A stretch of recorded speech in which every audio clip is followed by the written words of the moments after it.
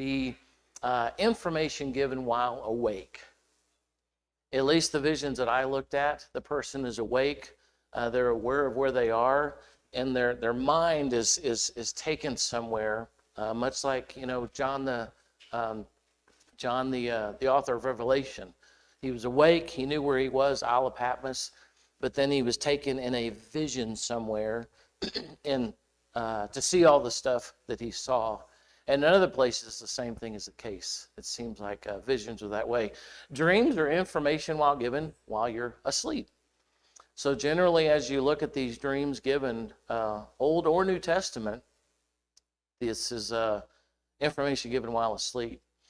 So one of the reasons why I found this study to be interesting is, does God still do this? Does he still connect with us and offer us information and give us things during our dreams and our sleep? There's been many times I have woken and I try and get a pen and a piece of paper as fast as I can because I've come up with an outline or a lesson or something in my brain that I can't do while I'm conscious because for whatever reason, but it happens in that period between deep sleep and right before you wake up. Now, my success rate at actually getting that information out is about 5%, because once I actually get up and my brain starts spinning, it's gone. It also seems like dreams are offered and interpreted, and visions are visuals for information.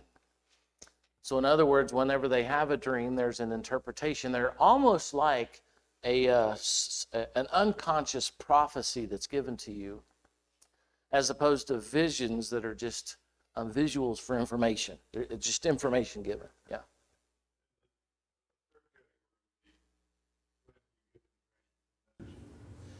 Yes. So Yes. Revelations actually says that the sent an angel to present this revelation to a certain times. Yeah. Good point. He either had a vision or a dream. He would actually, an angel in some form or another came and told him. Yeah. That's a great point, because you find that with both Mary and Joseph and Zacharias. Yeah. Good point. So, and maybe to that end, you've got three different ways that God would present information to his people, both dreams, visions, and prophecy. And then an angel within a dream or a vision itself. So we're going to start off in Genesis 15. Now, I honestly don't know why I do this, but I tend to be very chronological, at least chronological in the sense of the 66 books that we have, which are not done chronologically, but in terms of order. So we're going to start with Genesis chapter 15 and this vision to Abram. And looking at this vision and what God gives to him, and I don't know if this is of interest to you or not, but we're not starting in Genesis 12. Because Genesis 12 was maybe even a fourth category where it's not a dream, a vision, a prophet, but it's simply God straight up talking to this person. That there's the voice, God calls out to Abram, kind of like he does from the bush with Moses, and they have this conversation. And that's what we find in Genesis chapter 12, which is not any one of these categories. But in Genesis 15, sometime later, the Lord spoke to Abram in a vision, and he said to him, now why is 12 not a vision and 15 is? Zero clue. I have no idea. It may be a translation issue in terms of from how they chose to translate this Hebrew material, or it may be something different altogether. As you know, whenever Jonah got called, he just simply got called. There wasn't a vision, there wasn't a dream, he just got called. So here you have this vision, and Yahweh speaks to Abram in this vision. The word here for vision is chaza, which means to see or behold. And so God then gives this vision, this actual visual to Abram about what is going to happen to him. Do not be afraid, Abram, for I will protect you, and your reward will be great. A second interesting thing here, at least for me, is within this vision, which we don't find happening in the Revelation with John, is, well, actually we do. Actually we do. Just now processing the Revelation, we do. So there's a conversation here within this vision. A statement is made to Abram, and then what does Abram do? He's not just watching like a movie, but he responds. Abraham talks within this vision, "O sovereign Lord," or essentially Yahweh, "what good are all your blessings when I don't even have a son? Since you've given me no children, Eliezer of Damascus, servant of my household," etc., etc. But then verse 4, Yahweh then said to him, so within this vision, they're having this whole conversation. Abram is engaged with what God is telling him. Your reward will be great. You will have a lot of descendants. Abraham responds with that. And is there anything within this that you find interesting about the responses of Yahweh that I have found very interesting as I've looked deeper and deeper into these different situations? Is there anything you find interesting? My curiosity kind of goes, that's interesting. I hadn't thought about that before. Is Yahweh's response? He not only tells him, he shows him. Okay, yeah, absolutely. He actually gives him a visual of what it's going to look like. Yeah, very true. Very good point. God did not seem to be annoyed when he was questioned by Abraham. Yeah. That in addition to the visual he gives him, what really piqued my interest. Much like with God with Moses, with the burning bush. There's no annoyance. There's no aggravation. There's no, kind of like sometimes when you're dealing with your kids when they're younger, and all of a sudden you're like, okay, look, you have, this is what we're going to do. This is not a conversation kind of thing. And here, yes. Abram believed the Lord. Yes. And the Lord credited that to his righteousness. Yes. He didn't not think it was the Lord. Right. Yes. Yeah. Really good point. Absolutely. Yeah. So and I had never thought about that, because when you get to verse 6, at least all of my, whoa, there it is. He believed and he counted him as righteousness. Paul brings that in the book of Romans. It's like, there it is. How cool is that? But he believed. Yeah, right. Yeah. Well, and not only that, and this is kind of a sidebar, but as you look at Abram's life, even as he becomes Abraham, one of the things that is so really, really encouraging to me is if you take from point A to point B, and point B is his death, and you look at Abraham's journey with Yahweh, what does it look like? I mean, it's just constantly huge belief, huge lack of belief, huge, I don't know about this. It's just this constant thing. What does sometimes your life look like?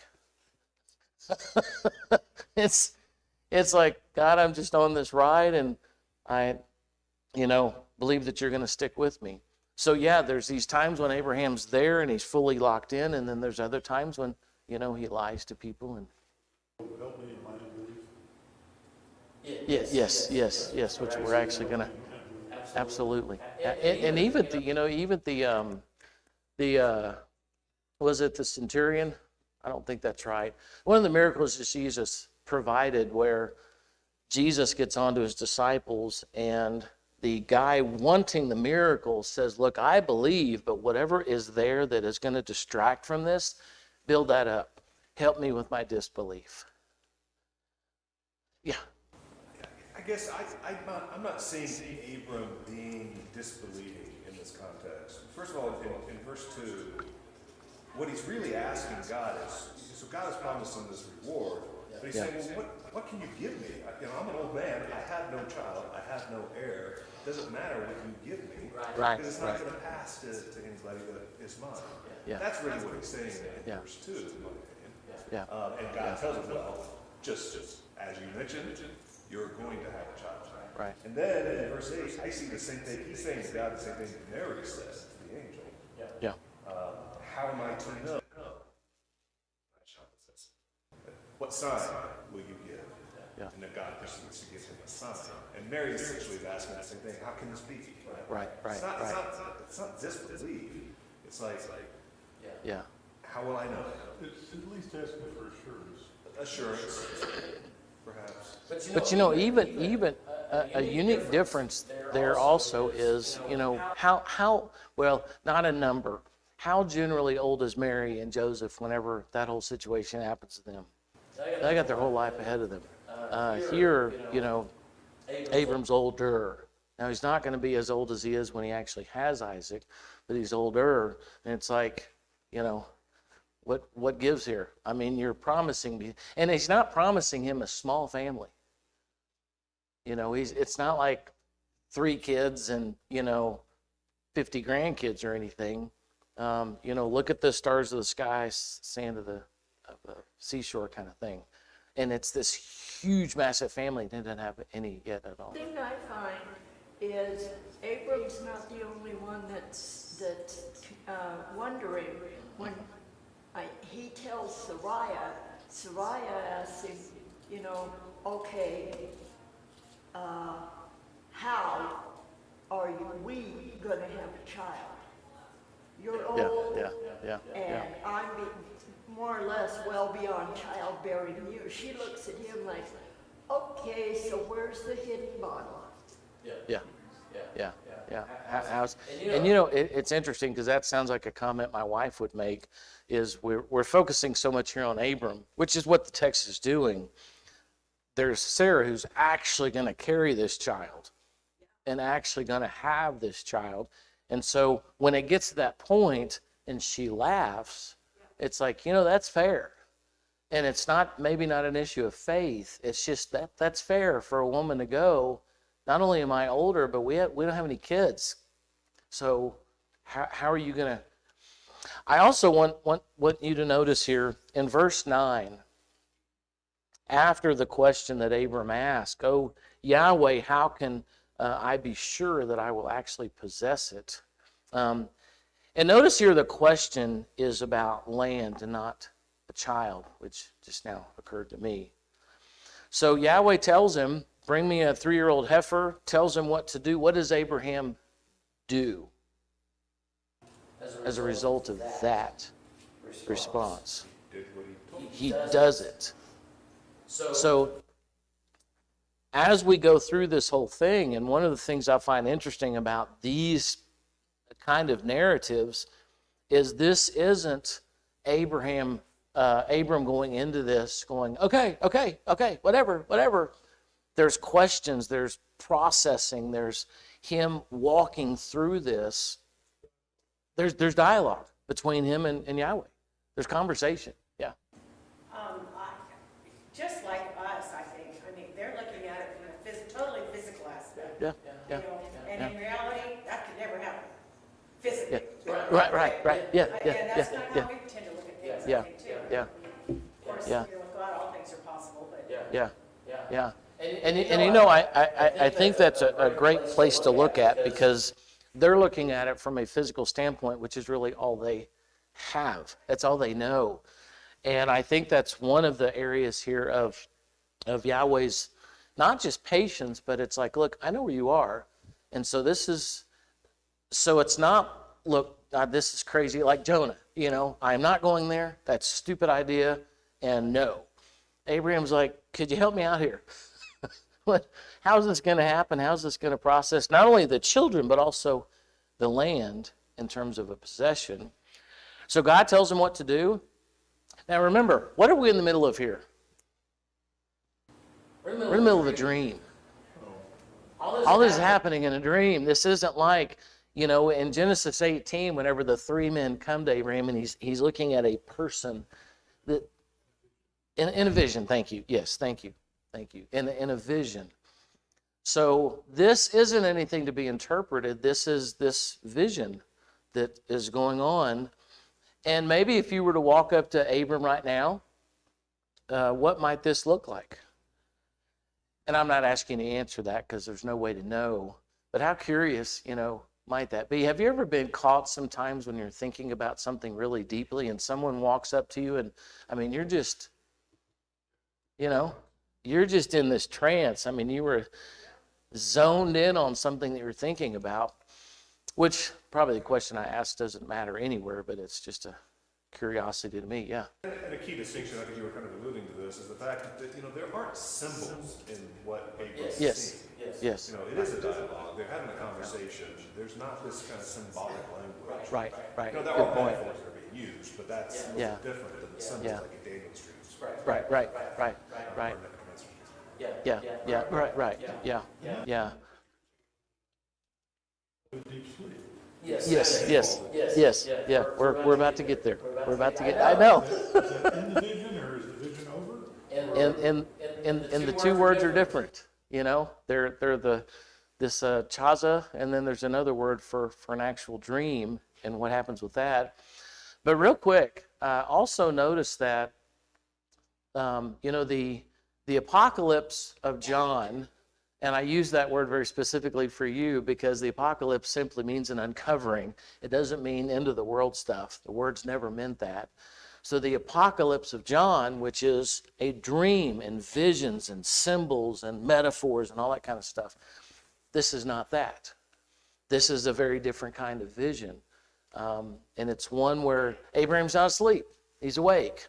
But he has this vision that God offers to him.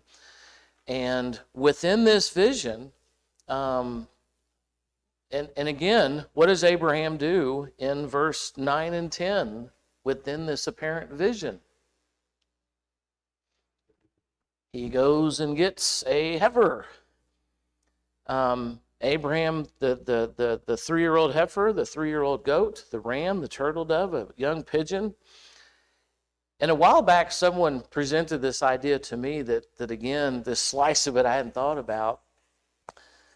How long do you think it took Abram to prepare this offering to God? And I never thought about this because I've never done this before, and I have no agricultural or farming experience whatsoever. But it's not as if, okay, God, I'll be back in 5 minutes. Yeah. This is a process. So Abraham presented all these things. He killed them, cut each animal down. I was, out of curiosity, I was talking to Jonathan Odell about, hunting and all that stuff. And I was talking to him because he was about to go. And so then I went on YouTube and I looked up, whatever that word is, of processing a deer. Never seen it done, never done it before myself. I do not come from any hunting tradition whatsoever. So I was watching these guys do it. But by the time they got to the process I watched, the thing was already stripped and head off. And then it was a time to actually process the meat. So I don't know what it took to get to that point. So the point I'm making is what Abraham had to do here took time, lots of time within this vision. Or whatever, but the first thing you gotta do to start that process is kill the animal. Yes, right. Yeah. They're not gonna let you do it when they're Right. feeding. Right. So it is and not only that, verse 11, some vultures swooped down to eat the carcass, and what did Abraham do? He had to chase them away. So this is a long process, and it may lead into some information in verse 12. Why did Abraham fall asleep? He's tired, and it's very possible that's what happens. So he now falls asleep. And during this sleep, this terrible darkness came down over him. Number 3 thing that I guess I'd never noticed before is, and from some of the commentaries that I read, then Yahweh says to Abram, why would Abraham fall to sleep and then have this terrible darkness? Because the content that's about to come with the dream that he's going to have. That your descendants, that you don't even have a son yet, will be strangers in a foreign land. They will be oppressed as slaves for 400 years. But I will punish the nation that enslaves them, and in the end they will come away with great wealth. And another aside here that's kind of interesting is all of this stuff that God tells Abram in this dream. When Israel, which is going to be a long time from now, comes out of Egypt, what do they get? Great wealth. They get lots of stuff. Yes, which God said would happen. And in fact, they didn't even ask for it. As they're leaving, they're just given all this stuff from the Egyptians, which another aside, which gets a little deeper into the weeds, whenever they make their golden calf, where do you think they got all that gold from? It was Egyptian gold that they gave to create that thing. So they will come away with great wealth. After 4 generations, your descendants will return here to this land, for the sins of the Amorites did not yet warrant their destruction. After the sun went down and darkness fell, Abram saw a smoking fire pit and a flaming torch pass between the halves of the carcasses. So the Lord made a covenant with Abram that day and said, I have given this land to your descendants, all the way from the border of Egypt to the great Euphrates River, the land now occupied by all of these nations.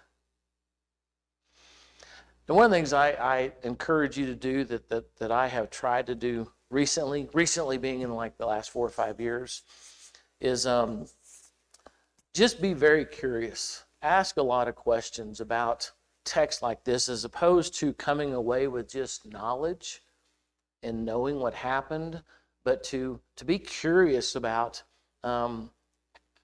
asking questions about the text and looking at different levels of what's happening here. So Yahweh comes to this man, Abram, no kids. He's getting older. And what is promised to him through this vision and then ultimately this dream? What promise is he given? I mean, you already know what it is, but I'm actually wanting you to think about it. What promise is he given? He's going to have a zillion descendants, right? Just a ton of descendants. And the land that he is presently on, that is going to be the land of all these people, is he's going to what? They're going to inherit that land. They're going to live on it. It's going to be their land.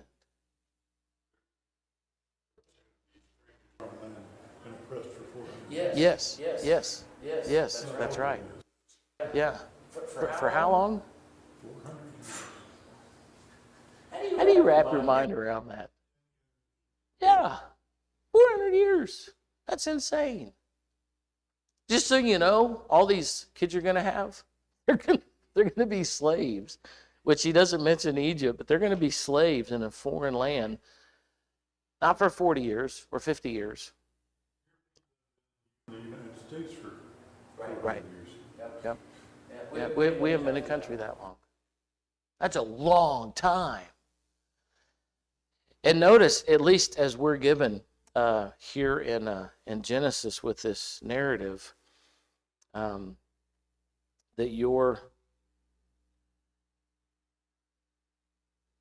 they will be there for 400 years, but I will punish the nation that enslaves them, and in the end they will come away with great wealth. But after 400 years, it's going to be all good. They're going to leave with great wealth. I'm going to get them out. It's all good. I know sometimes I think it's good for us to, something like this, just to sit on it for a little bit and see what lessons and ideas God is wanting us to process.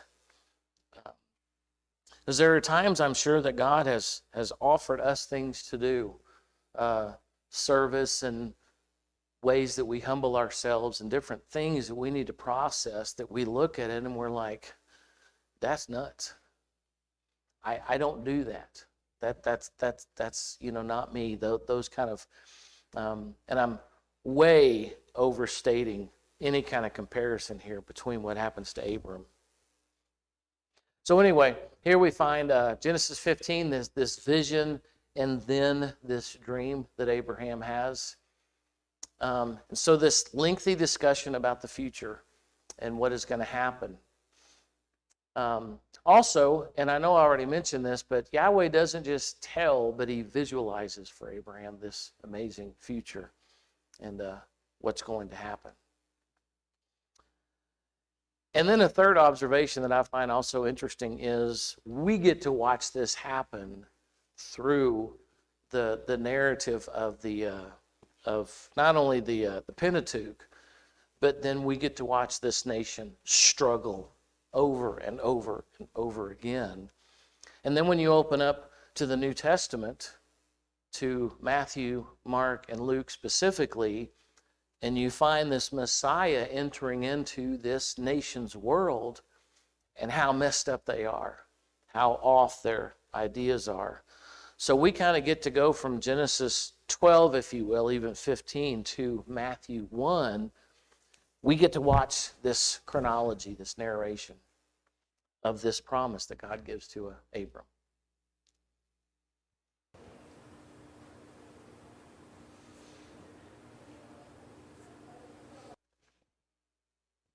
So Genesis chapter 20, and this, I don't know, I know I probably overuse this word. I just find this very interesting as well. My curiosity just kind of just goes off. So Genesis chapter 20, Abraham, his name has now been changed. I mean, not now, but before. Moved south to the Negev and lived for a while between Kadesh and Shur, and then he moved to Gerar. While living there as a foreigner, Abraham introduced his wife Sarah by saying, "She is my sister." So King Abimelech of Gerar sent for Sarah and had her brought to him at a palace. But that night, God came to Abimelech in a dream, and he told him, "You're a dead man, for that woman that you have taken is already married." And so they have this whole process here that goes on, and even with Abimelech, Yahweh has a conversation with him. So they go back and forth. Abimelech's like, "Hey, that's not cool. I didn't know." And so Yahweh here has this interaction with a Gentile, if you will, with a non-Hebrew, a non-Jew. And Abimelech has a conversation with Yahweh. Has that ever struck you as funny? Has your curiosity ever been like, wait a minute, since when did Yahweh start talking to Gentiles? Non-Jews. I don't know why my arm's on my hip like this. Wait a minute. When did this start happening? Well, if you've ever read through and stopped and camped out at places like this, you're like, okay, here we go. There's not this distinction where he only talks to chosen people. And he's talking to him in a dream. How does Abimelech respond to Yahweh talking to him? He has a conversation. Yeah. Talks to him. I don't know, that just kind of, all my neurons fire off, and I'm like, how interesting that not only do they talk, but Abimelech is like, hey, I'm cool, send her back.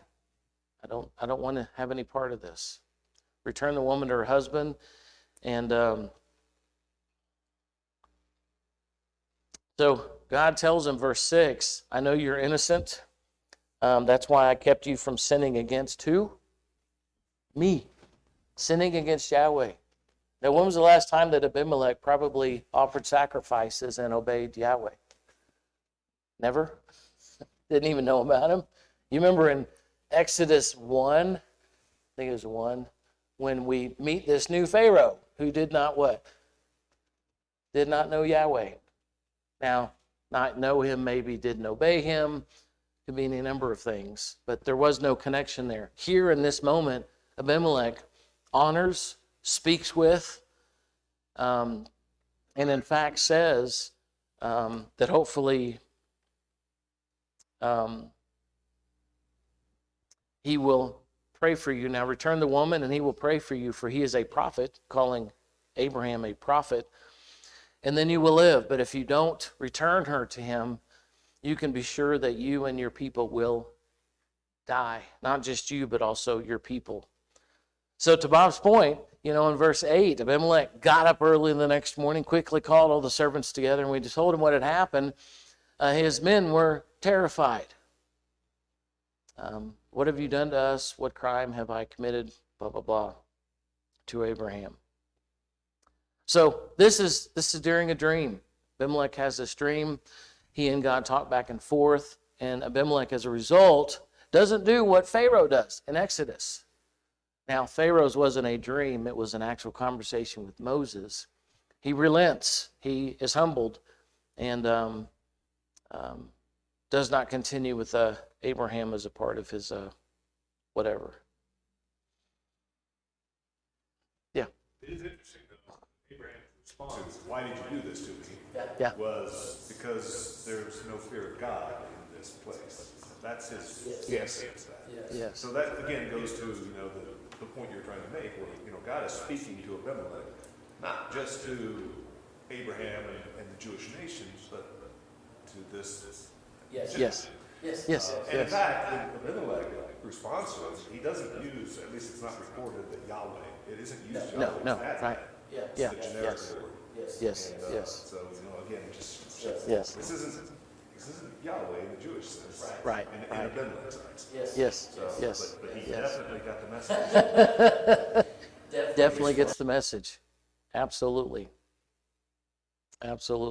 So I would encourage you to read through Genesis chapter 20 slowly and just kind of filter through some stuff. And there's a lot of really interesting things here that happen within this dream that Abimelech has with Abraham. And I didn't point this out, but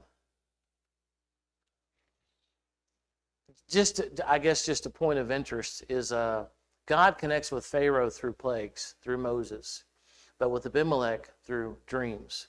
Now, granted, the situations are completely different in terms of the slavery and all those kind of things, but God doesn't come to Pharaoh in a dream or a vision, but he comes to Abimelech in that way. And I'm not saying they're both equal, but I just find that interesting. It's okay. We'll continue this next week and go from there. Let's close with a prayer. Loving God, we continue to thank you for the lessons you give to us, for the visuals that we have. Father, help us to learn and grow and get a deeper insight into who you are and how we need to live our lives. We pray this in the great name of Jesus. Amen.